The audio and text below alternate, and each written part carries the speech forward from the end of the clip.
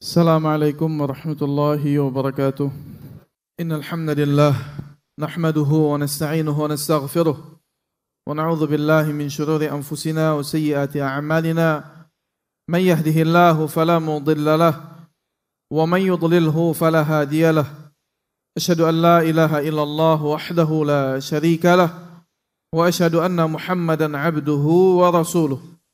قال الله تعالى في كتابه الكريم: يا أيها الذين آمنوا اتقوا الله حق تقاته ولا تموتن إلا وأنتم مسلمون. يا أيها الذين آمنوا اتقوا الله وقولوا قولا سديدا يصلح لكم أعمالكم ويغفر لكم ذنوبكم ومن يطع الله ورسوله فقد فاز فوزا عظيما. أما بعد، فإن أصدق الحديث كتاب الله وخير هدي محمد صلى الله عليه وسلم وشر الأمور محدثاتها فإن كل محدثة في الدين بدعة وكل بدعة ضلالة وكل ضلالة في النار. أما بعد.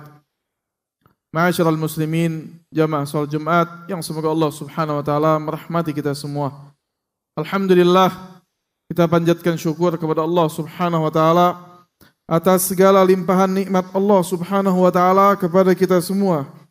Salawat dan salam semoga tercurah kepada Rasulullah sallallahu alaihi wasallam, sebaik-baiknya suri tauladan yang Allah Subhanahu wa taala kirimkan kepada kita semua, sebaik-baiknya panutan, sebaik-baiknya makhluk manusia yang sangat penyayang kepada seluruh umatnya, baik yang ia temui ataupun yang ia tidak temui. Para jamaah yang dirahmati oleh Allah Subhanahu wa taala, hendaklah senantiasa kita bertakwa kepada Allah Subhanahu wa taala di segala keadaan. Dan di antara ketakwaan kepada Allah Subhanahu wa taala, duduknya kita sekarang di masjid ini. Duduknya kita sekarang, mungkin di sela-sela hari ini kita sedang bekerja, namun kita tahu ada kewajiban yang Allah wajibkan kepada kita. Kemudian kita tinggalkan pekerjaan kita tinggalkan dunia kita. Duduknya kita di masjid ini dan seluruh kaum muslimin di masjid adalah dalam rangka ketakwaan kepada Allah Subhanahu wa taala. Maka dalam rangka ketakwaan ini, sudah sampai di masjid, jangan biarkan syaitan merubah niat kita. Jangan biarkan syaitan mengganggu kita. Maka waktu yang kita luangkan ini adalah waktu untuk kita mempelajari ayat-ayat Allah dan hadis Rasulullah sallallahu alaihi wasallam. Para jamaah yang dirahmati oleh Allah Subhanahu wa taala, kita sama-sama tahu bahwasannya rahmat Allah, kasih sayang Allah yang terbesar kepada kita adalah Al-Qur'an. Allah turunkan 1400 tahun yang lalu kepada Rasulullah SAW kurang lebih Al-Qur'an, wahyu kepada Nabi sallallahu alaihi wasallam, yang mana Allah berfirman dalam Al-Quran, wa wajadaka dhallan fahada. Yang mana Allah mendapati dulu nabinya sebelum Allah kasih wahyu, dhal. Maksudnya apa? Dhal di sini apakah sesat Nabi menyembah selain Allah? Bukan. Tapi Nabi tidak tahu tafasil syariah. Nabi enggak tahu bagaimana rincian syariat, bagaimana ibadah kepada Allah. Yang Nabi tahu bahwasannya fitrahnya bertolak belakang dengan apa yang dilakukan kaumnya. Nabi berpegang dengan sisa-sisa ibadah dari syariat Nabi Ismail yang masih ala fitrah. Sisanya Nabi senantiasa menyendiri di Gua Hira, menunggu, bingung, ingin beribadah kepada Allah Subhanahu wa taala, sampai Allah katakan wa wajadaka dhallan fahada. Allah temui engkau dalam keadaan dhal, tidak tahu tafasil syariah, fahada. Maka Allah berikan engkau hidayah. Allah jadikan engkau hidayah juga bagi apa? Manusia. Maka nikmat paling besar itu kita diturunkan kepada kita Al-Quran. Ini nikmat paling besar. Para jamaah yang dirahmati oleh Allah Subhanahu wa taala. Namun sayangnya, sebagian dari kita itu tidak memahami tujuan terbesar diturunkan kepadanya Al-Quran. Sebagian dari kita membaca Al-Quran, namun tetap saja sebagian dari kita membaca Al-Quran mungkin melakukan amalan syirik. Sebagian kita membaca Al-Quran mungkin tidak bertawakal kepada Allah Subhanahu wa taala. Padahal tujuan diturunkan Al-Quran untuk apa? Liyafhamu ma'na wa liya'malu bih. Untuk difahami maknanya dan dan diamalkan. Kalau cuma dibaca bagus, dihafalkan bagus. Namun ternyata wajibnya bukan dibaca, bukan dihafalkan. Ternyata wajibnya buat difahami dan diamalkan. Maka dari sekian umur kita, ketika kita menjadi seorang muslim, terkadang kita fokus terhadap perkara-perkara yang bukan dasar. Mungkin amalan kita untuk mengerjakannya jauh, kita belum terbebani. Padahal di hadapan kita ada amalan-amalan yang senantiasa kita lakukan. Di antaranya di dalam sholat, kita seringkali membaca surat-surat pendek. Di antara surat-surat pendek tersebut, bahkan surat ini dikaitkan dalam kehidupan seharian kita. Yaitu surat apa? Al-Falaq. Salah satu dari surat Al-Mu'awwidhatain. Maka di kesempatan khutbah ini, kita ingin meringkas, ingin faham apa surat Al-Falaq ini. Apa isinya surat Al-Falaq? Kenapa Rasulullah SAW mensyariatkannya, menjadikannya zikir ba'da salawat, setelah salat. Dijadikan zikir antara pagi dan petang. Dijadikan zikir sebagai doa dan meminta perlindungan kepada Allah sebelum tidur. Kenapa? Apa isinya? Kita ingin tahu. Supaya apa? Supaya ketika kita membacanya, mengamalkannya, hati kita nyambung. Hati kita connect karena kita memahami apa yang kita baca. Para jamaah yang dirahmati oleh Allah Subhanahu wa taala, surat Al-Falaq disebutkan dalam tafsir Ibnu Katsir termasuk surat yang turun setelah Rasulullah SAW berhijrah. Bahkan dua surat atau surat ini termasuk dari dua surat yang ketika turun dijadikan bacaan untuk minta perlindungan.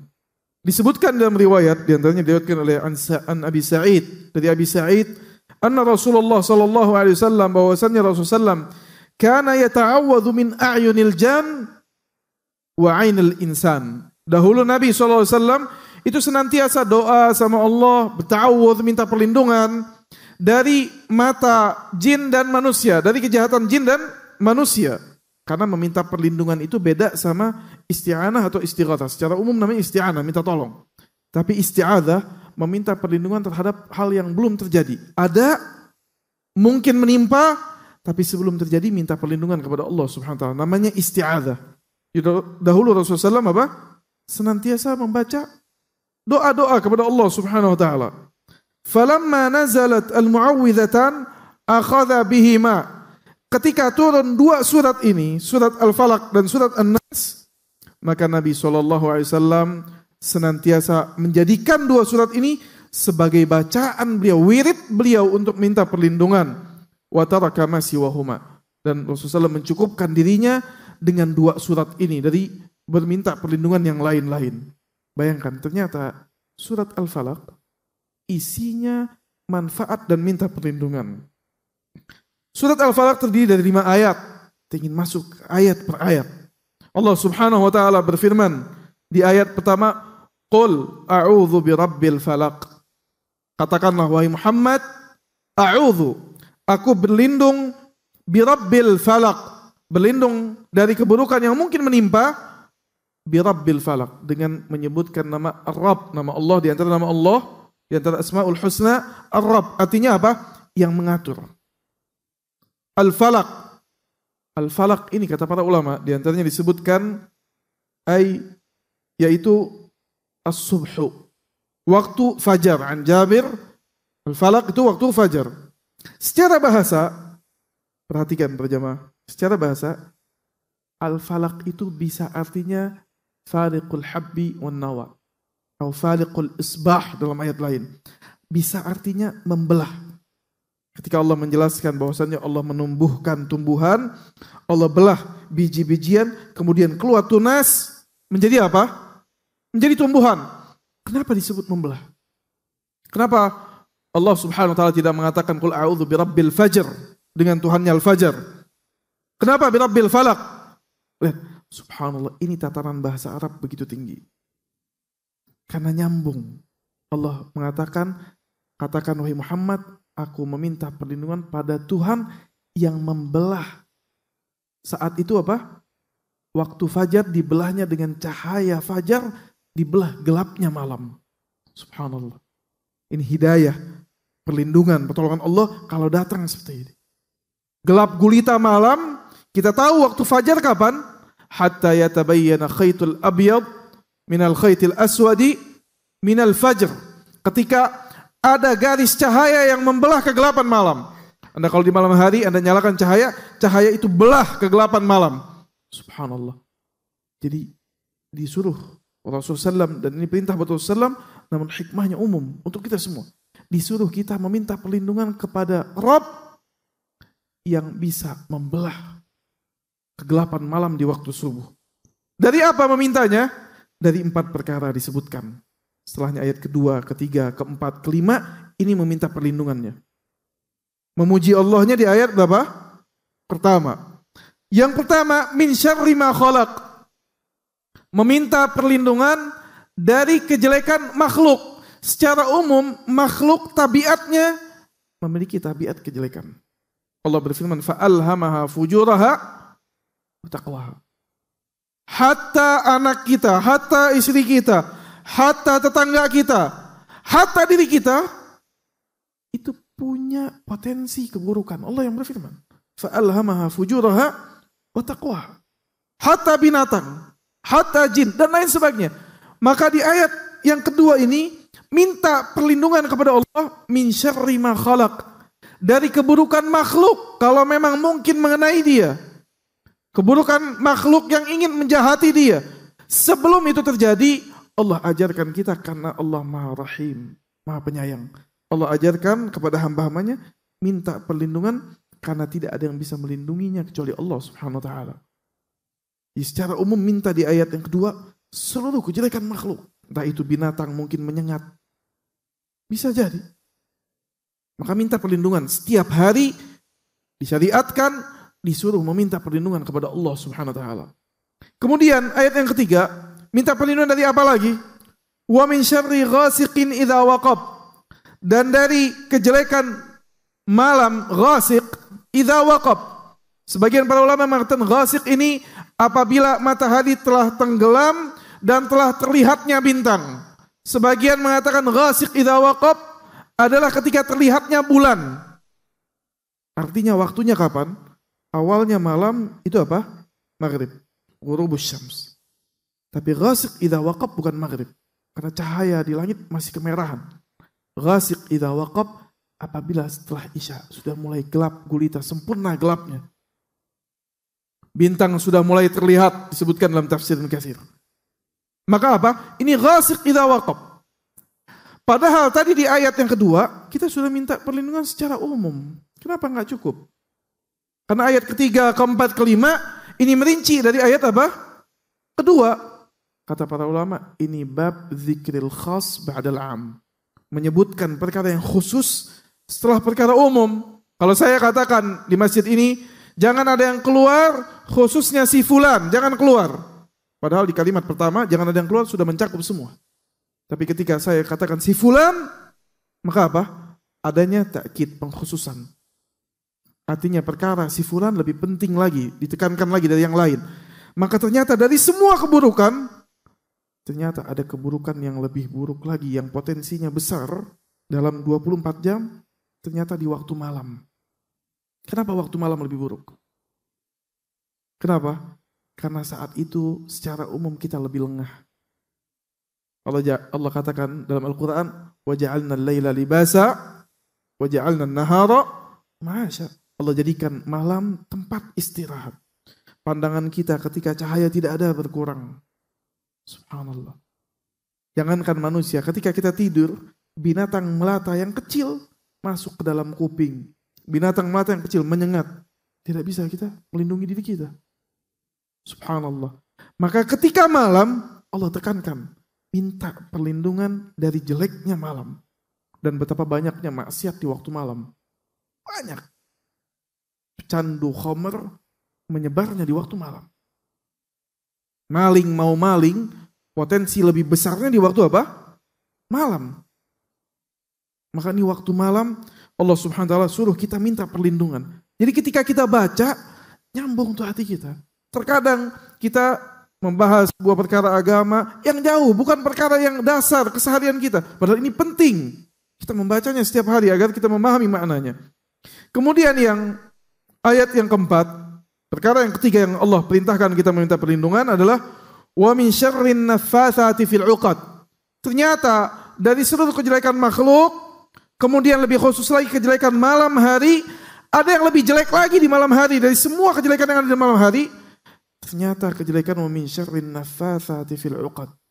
Kejelekan apa? Wanita-wanita penyihir yang meniupkan buhul-buhul sihir yang sudah diikat, ditiup oleh dia. Suruh minta perlindungan. Kenapa minta perlindungan? Kejelekan malam banyak. Ada serangga, mungkin ada binatang, ada manusia, ada maling, dan lain sebagainya. Namun ini masih terlihat. Ketika Allah sebutkan sihir, kata para ulama, apa itu sihir? Ibaratun amma khufiya wala tufasababuh. Sihir ini ibarat, sebuah ibarat amma khufiyah yang enggak terlihat kasat mata. Wala tufasababuh, dan sebabnya itu sangat halus. Subhanallah. Kita sebutkan tadi, setiap makhluk punya potensi kejelekan. Setiap makhluk Allah berikan perbedaan masing-masing. Singa berjalan dengan 4 kakinya, ular berjalan dengan perutnya. Hadza syaitan, jin. Jadi jin, syaitan dari jin. Allah berikan kekhususan mungkin masuk ke darahnya anak Adam. Yajri majra dam bani Adam.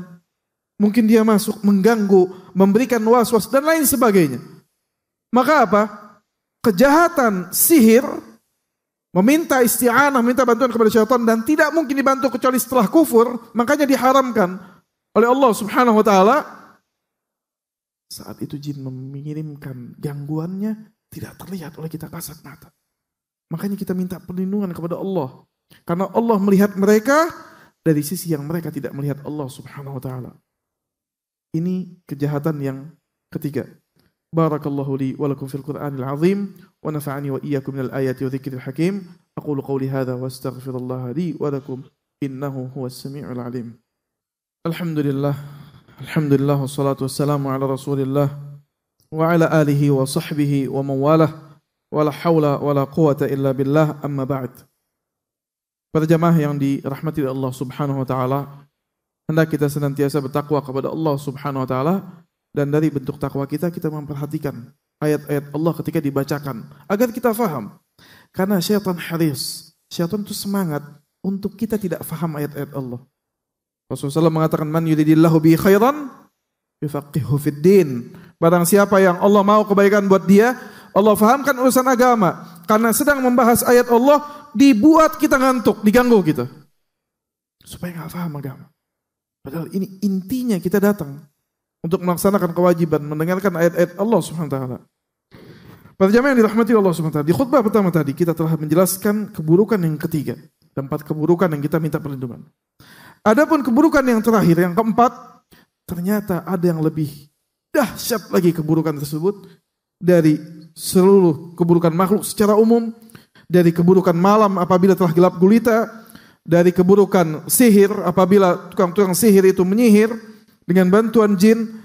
Ternyata yang keempat, wa min syarri hasidin idza hasad. Subhanallah. Dan dari keburukan orang yang sudah hasid. Hasid ini bukan sifat. Kalau hasad sifat, hasid sudah pelakunya. Sudah mencari objek siapa yang akan dia dengki. Hasid ini dengki. Bukan iri secara umum. Kalau iri secara umum ada iri yang dibolehkan. Iri melihat orang lain bertakwa, pengen bertakwa seperti dia. Boleh. Iri lihat orang lain berinfak, pengen berinfak seperti dia. Enggak apa-apa. Melihat sesuatu yang bagus, pengen punya, kemudian dia minta kepada Allah SWT. Kalau dengki, bedanya apa? Orang yang dengki, dia iri dengan dasar di dalam hatinya merasa tidak adil dalam qismatullah. Dia merasa pembagian Allah itu tidak adil buat dirinya. Ini orang yang dengki. Jelek kelakuannya. Kenapa? Ketika melihat kesenangan ada pada orang lain atau siapapun, dia merasa nasibnya dan takdirnya yang tidak adil. Buruk nasibnya. Ini yang membedakan orang yang dengki dengan orang yang iri dalam perkara yang baik. Orang yang iri dalam perkara baik, dia tidak mendengki. Dia ingin memiliki perkara yang baik, ingin punya baju bagus, ingin punya kendaraan bagus. Kemudian dia berdoa kepada Allah, dia minta. Karena dia tahu Tuhan yang memberikan kepada si fulan, Tuhan yang sama yang saya sembah, yang bisa memberikan kepada saya, memberikan rezeki. Tapi orang yang dengki, tertutup otaknya. Dia merasa tidak adil. Dia merasa dirinya terzalimi. Dia merasa nasibnya buruk. Sehingga kedengkian itu berdampak buruk buat dirinya sendiri. Subhanallah. Imam Ibn Qayyim rahimahullah membagi dengki ini jadi dua. Yang pertama, dengki level yang pertama. Merusak hanya dirinya sendiri. Belum sampai madaratnya, keburukannya kepada orang lain. Kenapa? Setiap dia keluar dia dengki. Kepada siapa dia dengki gak tahu. Keluar dari masjid nanti lihat orang naik mobil kesel. Oh memang saya nasib ya buruk gak punya mobil. Keluar lagi ke jalanan lihat orang memiliki sesuatu yang baik, dia kesel. Setiap lihat ada kesenangan dia kesel. Akhirnya dirinya yang sakit, meril.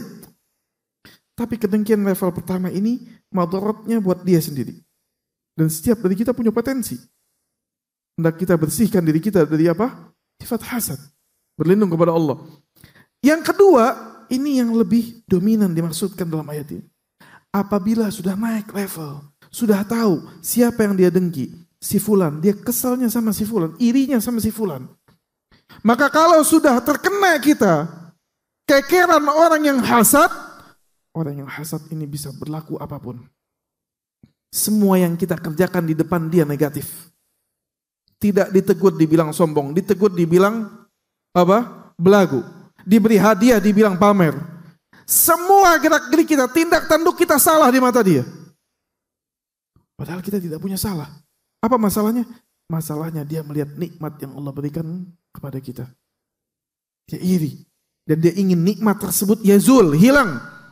Kalau dia tidak dapatkan, orang lain jangan dapatkan. Itu masih fulan, jangan dapatkan. Kemudian mulai bergerak tangannya merusak nikmat yang Allah berikan kepada kita.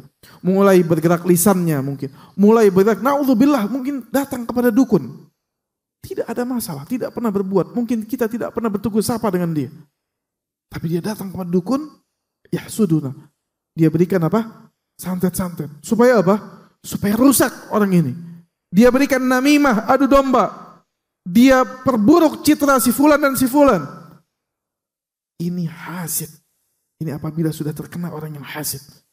Maka ternyata Allah suruh kita meminta perlindungan. Di satu sisi, lihat. Satu sisi.